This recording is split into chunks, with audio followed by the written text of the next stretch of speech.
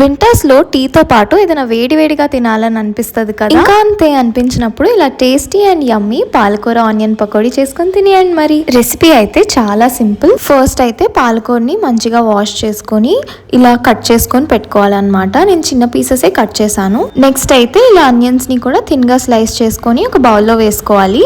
Next ఇందులోకి మనం ముందుగానే కట్ చేసుకొని పెట్టుకున్న పాలకూర వేసుకోవాలి. పాలకూర ఇంకా ఆనియన్స్ బాగా మిక్స్ అయ్యాక ఇందులో తగినంత శనగపిండి వేసుకోవాలి. నేనైతే ఇక్కడ 2 to 3 ఆనియన్స్ కి ఒక హాఫ్ కప్ శనగపిండి తీసుకున్నాను. నెక్స్ట్ అయితే ఇందులో మంచి ఫ్లేవర్ కోసం వాము వేసుకోవాలి. వాము వేసుకున్నాక అందులోనే తగినంత ఉప్పు, కారం, పసుపు వేసుకొని వాటర్ లేకుండా మిశ్రమాన్ని కలుపుకోవాలి.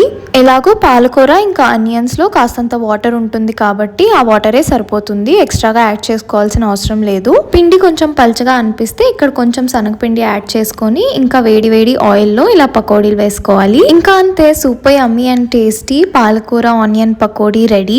టేస్ట్ అయితే సూపర్ వచ్చింది. మీరు ఈ రెసిపీని తప్పకుండా ట్రై చేయండి and do let me know in the comment section below.